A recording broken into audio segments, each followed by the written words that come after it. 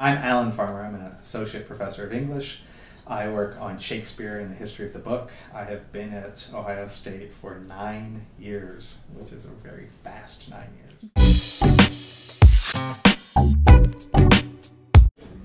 And of course, I can't give one answer to that. But honestly, if I were going to give sort of one book that we teach that I think all English majors should read, it would be Paradise Lost. I feel like it brings together all the literature that's happened before then. It's talking about issues that people continue to find important and divisive. And, you know, it becomes a touchstone for later writers as well. And so I feel like it's kind of like, in certain ways, like the sort of quintessential English major book. That being said, when I told my wife that I was going to say that book, she's like, oh, that was the least inspiring book I read in all of college. So I felt like, all right, well, okay, maybe not everyone would love it, which is fine. But the other answer would be one that I feel like if you want to have your real or English major nerd cred, that all English majors should read, not because it'll be taught in courses, but just because they should to be cool English majors. David Foster Wallace's Infinite Jest, which, I know it's stereotypical for an English professor to say this, but I feel like it's like undeniably just sort of a great book. And it's really long, and so you get to be cool when you're reading it as well. I actually really like teaching college students. Like, I feel like it's like the best age group to teach. Because, you know, they're adults and they have responsibilities for their own education, and but they also know enough to get excited about ideas. And so the part of my job that I like least is grading.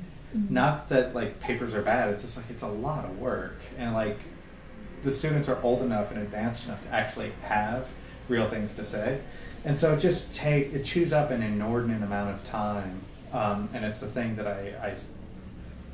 that has never gotten easier for me. Mm-hmm. And so at that level, sort of like that's the part of teaching college students, is like the responsibilities of grading are unrelenting, and I haven't figured out a way to make it easier or faster, and, you know, and it's like the papers are interesting, and it's like it's real work, mm-hmm.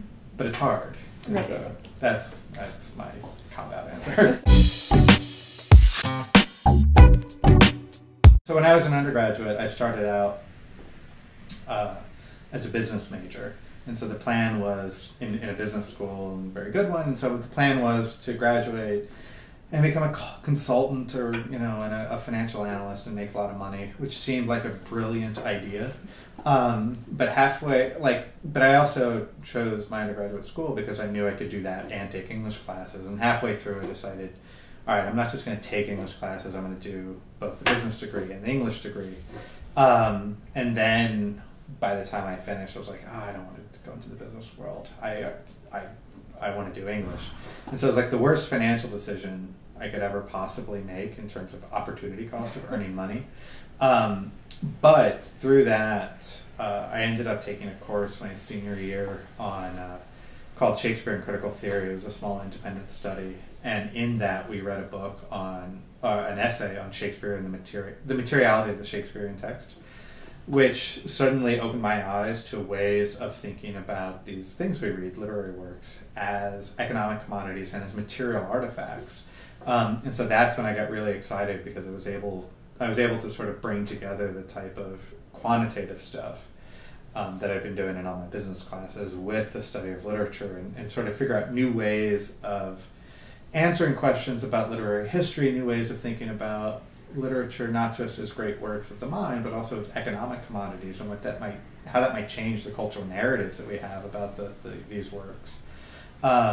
And so that aspect of book history sort of launched me on sort of the various projects that I do, from book history to news and playbooks and all sorts of weird projects that come out of that. Yeah. I probably would have. It would have made sense for me to have become an investment banker or a consultant. Or I actually think I also would have been a good lawyer. Like, not because I'm good at arguing, because like the reality of being a lawyer is often drudgery. Mm-hmm. And it's like I'm really good at like tedious drudgery.